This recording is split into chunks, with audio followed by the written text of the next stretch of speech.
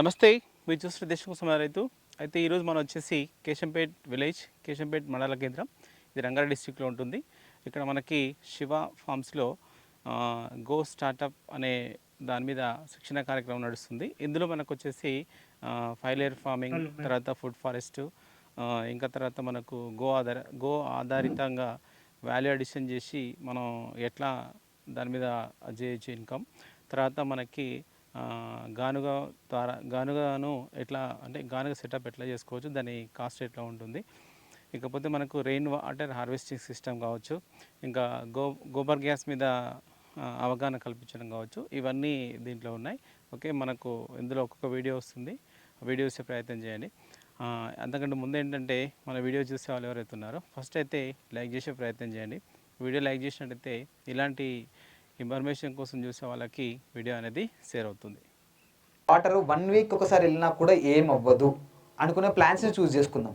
ఏముంటాయి? పపాయ ఉంటుంది, మునగ ఉంటుంది, రైట్, సీజనల్ ఫ్రూట్స్ ఉంటాయి, కొన్ని మిల్లెట్స్ వేసుకోవచ్చు, కొన్ని పల్సెస్ వేసుకోవచ్చు.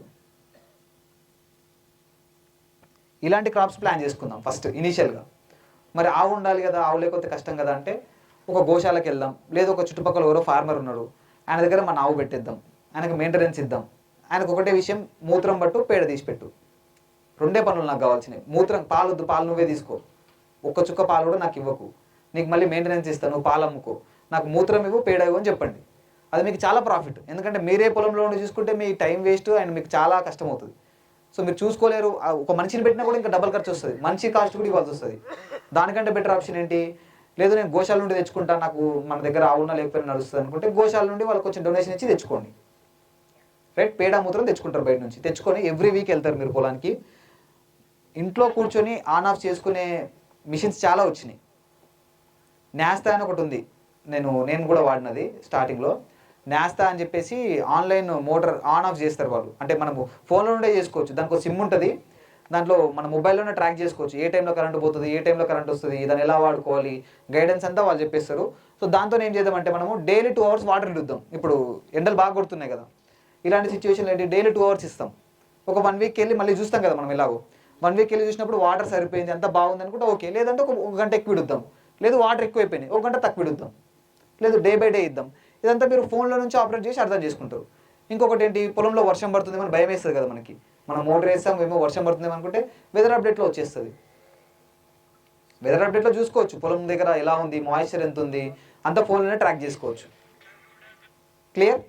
చెట్లు వచ్చేసి మనం లేకపోయినా కూడా మెయింటైన్ అయ్యేవి సీజనల్ ఫ్రూట్స్, ఈ పల్సెస్, ఈ మిల్లెట్స్, ఈ పప్పాయ, అరటి ఒక్కటి కాకుండా, అరటికి కొంచెం బాగా ఎక్కువ వాటర్ కావాలి, రిస్క్ తీసుకొని పెడతామంటే పెట్టేసేయండి, ప్రాబ్లం ఏం లేదు. పెట్టినా కూడా వచ్చేస్తాయి బాగానే.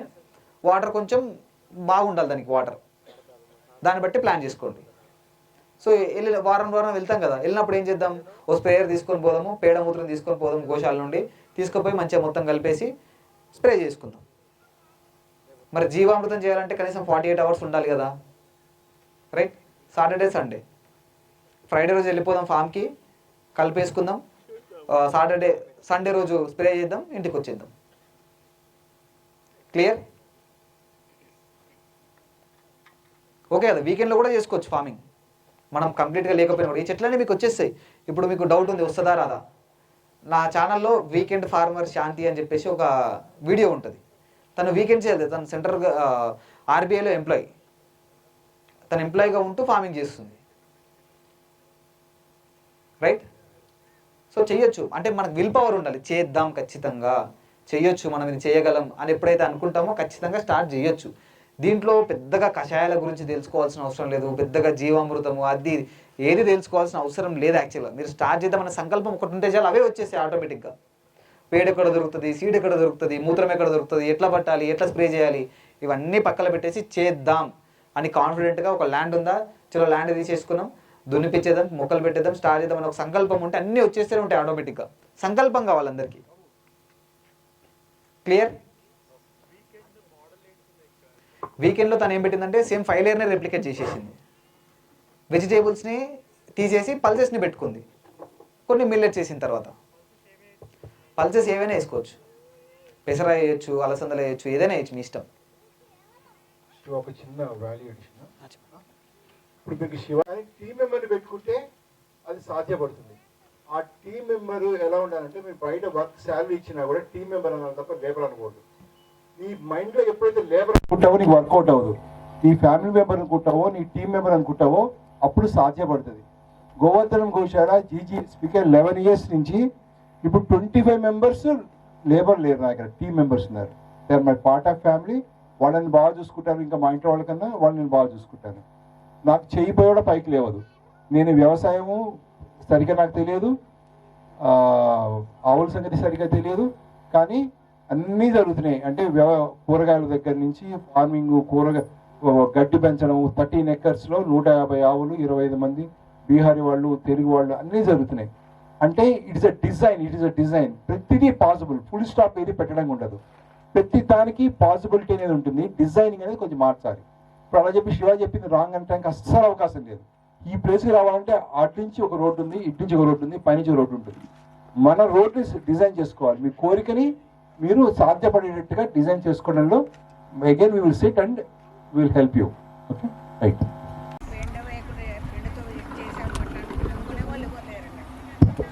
కొనేవాళ్ళు చాలా ఉన్నారు, కానీ మన దగ్గరలో లేరు, మనకు తెలియదు.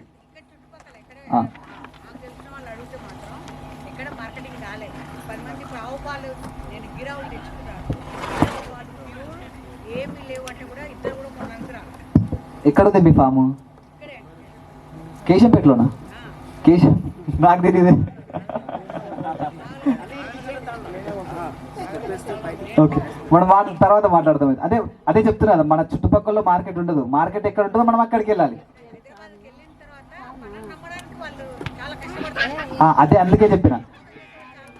కరెక్ట్. సో మీరు ఏం చేయాలంటే చెప్పా కదా స్టార్టింగ్లోనే, నేను చెప్పా ఒకటి ఏంటంటే మీరు చేసేటప్పుడే ఇప్పుడు చేయాలి. ఏం చేయాలి? నేను ఇది చేస్తున్నాను, అందరిలాగా చేయట్లేదు, నేను కెమికల్స్ వేయట్లేదు, నా దగ్గర జెర్సీ హెచ్ఎఫ్లు లేవు, నా దగ్గర దేశీ ఆవులే ఉన్నాయని అందరికీ తెలిసేలాగా ప్రచారం చేసుకోవాలి. సోషల్ మీడియా ఉంది, వాట్సాప్ ఉంది, యూట్యూబ్ ఉంది, ఇన్స్టాగ్రామ్ ఉంది, ఫేస్బుక్ ఉంది, చాలా ఆప్షన్స్ ఉన్నాయి. మన ఫ్రెండ్స్ ఉన్నారు, మన ఫ్యామిలీ ఉంది, వాళ్ళ ఫ్యామిలీలు ఉన్నాయి.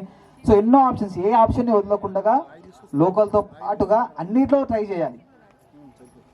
మీరు ఇప్పుడు ఇక్కడ ఉన్నారు, నేను ఇక్కడే ఉన్నా. నేను 2 years నుంచి చేస్తున్నా ఇక్కడ.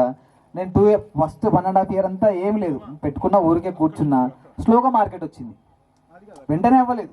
ఈరోజు పెడితే రేపు పొద్దున అవ్వలేదు. లాస్ట్ ఇయర్ నవంబర్లో 800 members ప్రోగ్రామ్ చేసాం. ఇలాంటి ప్రోగ్రామ్ చాలా పెద్ద ప్రోగ్రామ్, 800 members వచ్చారు. అప్పుడు అక్కడ నుంచి కూడా మార్కెట్ ఏం రాలేదు, బికాజ్ నేను అప్పుడు కమర్షియల్లో లేను.